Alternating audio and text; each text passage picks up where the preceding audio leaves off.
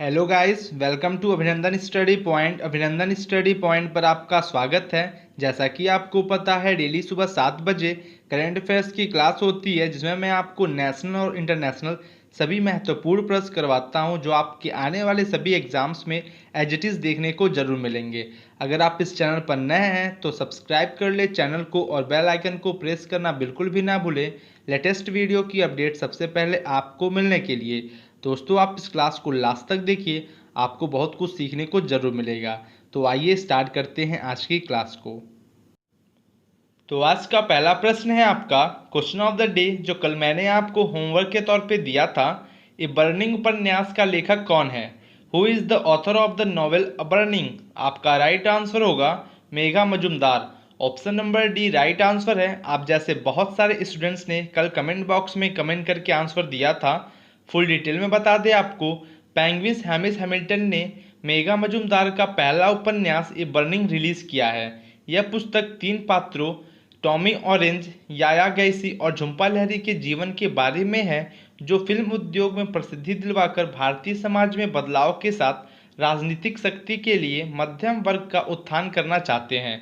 इस पुस्तक को नोबफ डबलडे पब्लिशिंग ग्रुप के द्वारा प्रकाशित किया गया था। आशा करते हैं आपको सभी चीज़ें समझ में आ गया होगा। दोस्तों, आप इस क्लास को लास्ट तक देखिए, आपको बहुत कुछ सीखने को जरूर मिलेगा, आप में इम्प्रूवमेंट होगा और अपने आने वाले सभी एग्जाम्स के लिए काफ़ी अच्छे तरीके से आप प्रिपेयर भी हो सकेंगे। अगला प्रश्न है, प्रधानमंत्री नरेंद्र मोदी ने कितने राज्यों में ग्रामीण सार्वजनिक कार्य योजना गरीब कल्याण रोजगार अभियान की शुरुआत की? जो कि ये 6 राज्यों में किया गया है। Option number B right answer है। बता दें कि यह अभियान प्रवासी श्रमिकों को आजीविका के अवसर प्रदान करेगा और स्थानीय बुनियादी ढांचे का निर्माण करके ग्रामीण क्षेत्रों के विकास में मदद करेगा। इस अभियान का संचालन जिलों में कॉमन सर्विस सेंटरों और कृषि विज्ञान केंद्रों के माध्यम से किया जाएगा। बता दें कि अभियान 125 दिनों का है, जो मिशन मोड में काम करेगा। और इस अभियान के लिए बिहार, उत्तर प्रदेश, मध्य प्रदेश, राजस्थान, झारखंड और उड़ीसा में है, जिसमें लगभग 25,000 से अधिक प्रवासी कामगारों के साथ साथ कुल 116 जिलों को चुना गया है और इसमें 27 आकांक्षी जिले भी शामिल हैं। आशा करते हैं आपको सभी चीज़ समझ में आ गया होगा। आप दोस्तों 6 राज्य के बारे में ध्यान रखिएगा, बिहार, उत्तर प्रदेश, मध्य प्रदेश, राजस्थान, झारखंड और उड़ीसा आपके एग्जाम के लिए महत्वपूर्ण है। अगला प्रश्न है, कोविड-19 महामारी के दुनिया भर में बने रहने के कारण निम्न में से किसने लगभग 25 अरब डॉलर के आपातकालीन वित्त पोषण के साथ 70 देशों का समर्थन किया है? जो कि ये किया गया है आईएमएफ के द्वारा। Option number B right answer है। आईएमएफ के द्वारा ऐसा किया गया है। फुल डिटेल में बता दें आपको, कोविड-19 महामारी के दुनिया भर में बने रहने के कारण अंतर्राष्ट्रीय मुद्रा कोष आईएमएफ ने लगभग 25 अरब डॉलर के आपातकालीन वित्त पोषण के साथ 70 देशों का समर्थन किया है। बता दें कि एशिया और प्रशांत क्षेत्र के लिए 7 देशों ने लगभग 1.5 बिलियन डॉलर का आपातकालीन वित्त पोषण प्राप्त किया, जहां पे उप सहारा अफ्रीका में 28 देशों ने लगभग 10 बिलियन डॉलर का कुल आपातकालीन वित्त पोषण प्राप्त किया है। समझ गए होंगे। आशा करते हैं आपको यहाँ तक सभी चीज़ें समझ में तो आ गई होंगी। बता दें कि आईएमएफ का प्रबंध निदेशक है, दोस्तों ये जीएमएफ नहीं है, आईएमएफ है, आप ध्यान रखिएगा। जो कि इसके प्रबंध निदेशक हैं क्रिस्टलिना जॉर्जिवा जी हैं और मूल संगठन संयुक्त राष्ट्र है। इसका मुख्यालय कहाँ पे है? वॉशिंगटन डीसी, जो कि यूनाइटेड स्टेट्स में है, और स्थापना हुआ था इसका दिसंबर 1945 को। आप ध्यान रखिएगा, आपके एग्जाम के लिए महत्वपूर्ण है। दोस्तों, मैं इतना फुल डिटेल में इसलिए बात करता हूँ, जितने भी उससे रिलेटेड न्यूज़ होंगे, अगर आपके एग्जाम में कहीं से भी क्वेश्चन बनेगा, अपने एग्जाम में काफ़ी अच्छे तरीके से सभी क्वेश्चंस को आप कर सकेंगे। अगला प्रश्न है, निम्नलिखित में से किसने अभिनेत्री अनुष्का शर्मा को योग के अभ्यास को बढ़ावा देने और वीडियो ब्लॉगिंग प्रतियोगिता शुरू करने के लिए चुना गया है? जो कि किसने चुना हुआ है? आपका राइट आंसर है आयुष मंत्रालय के द्वारा। आयुष मंत्रालय ने चुना हुआ है। बता दें कि योग के अभ्यास को बढ़ावा देने और वीडियो ब्लॉगिंग प्रतियोगिता का शुभारंभ करने के लिए आयुष मंत्रालय द्वारा अभिनेत्री अनुष्का शर्मा को चुना गया। आयुष मंत्रालय ने #MyLifeMyYoga वीडियो ब्लॉगिंग प्रतियोगिता की घोषणा की और लोगों से 21 जून 2020 तक अपनी प्रविष्टियों को भेजने का आग्रह किया। आपको बता दें, अंतर्राष्ट्रीय योग दिवस ग्रीष्मकालीन संक्रांति पर आयोजित किया जाता है, जो हर साल 20 से 22 जून के बीच आता है। आप समझ गए होंगे। और आपको बता दें कि साल का सबसे लंबा दिन 21 जून को था। आप ध्यान रखिएगा। दोस्तों, जितने भी क्वेश्चन मैं करवाता हूं जो आपके सभी एग्जाम्स के लिए काफ़ी महत्वपूर्ण है। अगर आपको इसकी पीडीएफ चाहिए, आपको इसी वीडियो के डिस्क्रिप्शन में टेलीग्राम ग्रुप की लिंक मिल जाएगी। आप उस लिंक से ग्रुप में ज्वाइन हो जाइए, आपको सभी पीडीएफ वहां पे प्रोवाइड कर दी जाती है। अगला प्रश्न है, विजय खंडूजा को जून 2020 में किस देश में भारत का अगला राजदूत नियुक्त किया गया है? जो कि विजय खंडूजा जी को नियुक्त किया गया है जिम्बाब्वे में। विजय खंडूजा जी को बता दें कि फुल डिटेल में आपको, वर्तमान में विदेश मंत्रालय में निदेशक विजय खंडूजा को जिम्बाब्वे में भारत का अगला राजदूत नियुक्त किया गया है। उनके शीघ्र ही कार्यभार ग्रहण करने की उम्मीद है। बता दें कि रुंगसुंग मसाकुई जिम्बाब्वे गणराज्य के राजदूत के रूप में कार्य कर रहे हैं और रुंगसुंग को 12 मई 2016 को नियुक्त किए गए थे। आप समझ गए होंगे। आपके लिए बस इतना महत्वपूर्ण है विजय खंडूजा जी, जो कि भारत के अगले राजदूत हैं। बात करें आपका जिम्बाब्वे के बारे में, जो कि इसकी राजधानी है हरारे, मुद्रा है जिम्बाब्वे डॉलर, राष्ट्रपति हैं इमर्सन मंगांगवा जी और राष्ट्रीय खेल है फुटबॉल। आप इसको ध्यान रखिएगा। दोस्तों, मैं आपका करंट अफेयर्स के साथ साथ डेली स्टैटिक जीके को भी कवर करता हूं, जिससे आपके एग्जाम के लिए काफ़ी हेल्पफुल होगा और आपको कहीं और से एक्स्ट्रा कुछ पढ़ने की जरूरत नहीं होगी। आप इस क्लास को डेली ज्वाइन जरूर कीजिए। अगला प्रश्न है, डोनर के मंत्रालय ने उत्तर पूर्व के 8 राज्यों में स्वास्थ्य सेवा की सुविधा के लिए कितने करोड़ रुपए की मंजूरी देने का फैसला किया है? जो कि किया है 190 करोड़ रुपए देने की फैसला किया है। बता दें आपको फुल डिटेल में, डोनर के मंत्रालय उत्तर पूर्वी क्षेत्र का विकास ने उत्तर पूर्व के 8 राज्यों में स्वास्थ्य सेवा की सुविधा के लिए 190 करोड़ रुपए की मंजूरी देने का फैसला किया है। यह विशेष रूप से संक्रामक रोगों के प्रबंधन के लिए बुनियादी ढांचे के विकास के लिए है। और मंत्रालय ने उत्तर पूर्वी राज्यों को 500 करोड़ रुपए से अधिक की धनराशि के लिए स्वास्थ्य संबंधी परियोजनाओं के प्रस्ताव भेजने का विकल्प भी दिया है। आप इसको ध्यान रखिएगा, आपके एग्जाम के लिए महत्वपूर्ण है। अगला प्रश्न है, निम्नलिखित में से किस देश ने पेरिस के साथ दिल्ली के कोविड प्रतिक्रिया का समर्थन करने के लिए 200 मिलियन यूरो का समझौता किया है? जो कि किया है भारत और फ्रांस ने। बता दें कि ऑप्शन नंबर डी आपका राइट आंसर होगा। भारत और फ्रांस ने 200 मिलियन यूरो का समझौता किया है।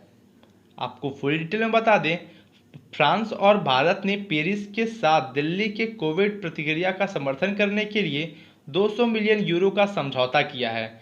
इस ऋण के माध्यम से फ्रांस कोविड-19 संकट के मद्देनजर देश के सबसे कमजोर लोगों का समर्थन करने के लिए राज्य और केंद्र सरकारों की क्षमताओं को बढ़ाने के लिए भारत के साथ काम करेगा। और इस कार्यक्रम को विश्व बैंक के द्वारा डिजाइन और विकसित किया गया है। आशा करते हैं आप सभी चीज़ों को समझ गए होंगे। फ्रांस के बारे में बात करें, जो कि फ्रांस की राजधानी है पेरिस, मुद्रा है, करेंसी है इसका यूरो, राष्ट्रपति हैं इमैनुअल मैक्रोन जी और प्रधानमंत्री प्राइम मिनिस्टर हैं एडवर्ड फिलिप जी हैं और राष्ट्रीय खेल फुटबॉल है। आप ध्यान रखिएगा, आपके एग्जाम के लिए महत्वपूर्ण है। कोई भी कंट्री अगर आपके न्यूज़ में है तो आपके लिए महत्वपूर्ण बनता है आपके एग्जाम के लिए। अगला प्रश्न है, निम्नलिखित में से कौन डिकार्बोनाइजिंग ट्रांसपोर्ट इन इंडिया परियोजना शुरू करेगा? जो कि यह शुरू करेगा नीति आयोग और अंतर्राष्ट्रीय परिवहन मंच। Option number D right answer है, ए और सी दोनों। बता दें कि अंतर्राष्ट्रीय परिवहन मंच के सहयोग से नीति आयोग 24 जून 2020 को डिकार्बोनाइजिंग ट्रांसपोर्ट इन इंडिया परियोजना शुरू करेगा। भारत के लिए कम कार्बन परिवहन प्रणाली की ओर एक मार्ग विकसित करने का इरादा है। और इस ऑनलाइन कार्यक्रम में भारत में परिवहन और जलवायु हितधारकों को नियोजित परियोजना गतिविधियों के बारे में भी सूचित करेगा। ध्यान रखिएगा। अगला प्रश्न है, अंतर्राष्ट्रीय टेनिस महासंघ ITF के पुरुष खिलाड़ी पैनल के लिए किसे चुना गया है? जो कि ये चुना गया है, option number A right answer होगा, निकी पूनाचा जी को। फुल डिटेल में बता दें आपको, निकी पूनाचा को अंतर्राष्ट्रीय टेनिस महासंघ के पुरुष खिलाड़ी पैनल में चुना गया है। वह चीनी ताइपे केटी चैन के साथ एशिया ओशिनिया क्षेत्र का प्रतिनिधित्व करेंगे। बता दें आपको, एलिडिन सेटिक और फ्रांसिस्को विला यूरोप से चुने गए, जबकि जुआन पाब्लो पाज और जोस बेंडेक दक्षिण अमेरिका का प्रतिनिधित्व करने के लिए चुने गए हैं। आप इसको ध्यान रखिएगा। तो आपको बता दें दोस्तों, डेली शाम 4 बजे जीके और जीएस की क्लास होती है जो आपके एग्जाम के लिए महत्वपूर्ण है। आप उस क्लास को भी ज्वाइन कीजिए, आपके एग्जाम के लिए काफ़ी महत्वपूर्ण होगा। अगला प्रश्न है, national test Abhyas mobile app पर निम्नलिखित में से किसने हिंदी टेस्ट फीचर लॉन्च किया है? जो कि ये लॉन्च किया गया है एनटीए के द्वारा। Option number C right answer होगा। बता दें कि नेशनल टेस्टिंग एजेंसी, आप एनटीए का फुल फॉर्म भी ध्यान रखिएगा, नेशनल टेस्टिंग एजेंसी है। इसके अनुसार national test Abhyas mobile app पर हिंदी टेस्ट फीचर लॉन्च किया गया है। हिंदी को पसंद करने वाले प्रतियोगी परीक्षा के छात्र अब अपने मोबाइल उपकरणों पर एनटीए द्वारा राष्ट्रीय टेस्ट अभ्यास स्मार्टफोन ऐप पर जारी हिंदी मॉक टेस्ट के साथ अभ्यास कर सकते हैं। और एनटीए ने अपने घरों से सुरक्षित रूप से तैयारी करने के लिए इंजीनियरिंग और मेडिकल उम्मीदवारों को सशक्त बनाने के लिए अपना एआई आधारित स्मार्टफोन जो है ऐप लॉन्च करेगा। आप इसको ध्यान रखिएगा। आप इसके माध्यम से टेस्ट आप दे सकते हैं आप इस ऐप पर। आप समझ गए होंगे। अगला प्रश्न है, अप्रैल 2020 के अंत में 157.4 बिलियन डॉलर की राशि के साथ अमेरिकी सरकारी प्रतिभूतियों के सबसे बड़े धारक के रूप में भारत की रैंक क्या है? इसमें भारत की रैंक है 12वीं। Option number C right answer है। भारत की रैंक कितना है? 12th नंबर पे है। आपको बता दें, भारत अप्रैल 2020 के अंत में 157.4 बिलियन डॉलर की राशि के साथ अमेरिकी सरकारी प्रतिभूतियों का 12वां सबसे बड़ा धारक बन गया है। अमेरिकी ट्रेजरी विभाग के आंकड़ों के अनुसार पता चलता है कि मार्च 2020 में एक्सपोजर को कम करके 156.5 बिलियन डॉलर करने के बाद भारत ने अप्रैल 2020 में 0.9 बिलियन डॉलर की होल्डिंग के साथ इसे 157.4 बिलियन डॉलर तक बढ़ा दिया है। आप इसको ध्यान रखिएगा, एग्जाम के लिए महत्वपूर्ण है। अगला प्रश्न है, रक्षा मंत्री राजनाथ सिंह 3 दिवसीय यात्रा के लिए किस देश के लिए रवाना हुए हैं? जो कि रवाना हुए हैं रूस।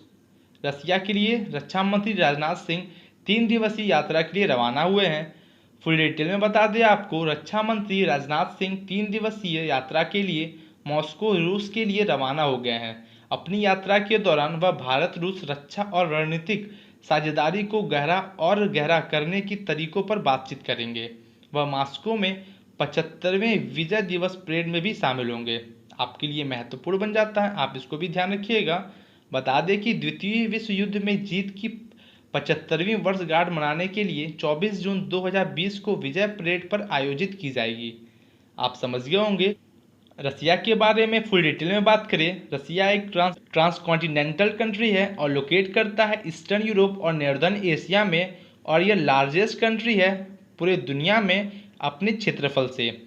और इस कैपिटल के बारे में बात करें, मॉस्को, प्रेसिडेंट है व्लादिमीर पुतिन जी और speaker of the federation council Valentina Matviyenko ji हैं और चीफ जस्टिस व्यास्लेव लेबदेव जी हैं। और लेजिस्लेचर है फेडरल असेंबली, अपर हाउस को फेडरेशन काउंसिल और लोअर हाउस को स्टेट ड्यूमा बोलते हैं। और करेंसी है रशियन रूबल।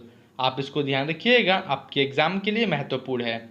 अगला प्रश्न है, किसने स्कूल पाठ्यक्रम में योग के एकीकरण को बढ़ावा देने के लिए एक ऑनलाइन योग क्विज प्रतियोगिता शुरू की है? जो कि ये शुरू किया गया है रमेश पोखरियाल जी के द्वारा। रमेश पोखरियाल जी ने योग के एकीकरण को बढ़ावा देने के लिए ऑनलाइन योग क्विज की प्रतियोगिता शुरू की है।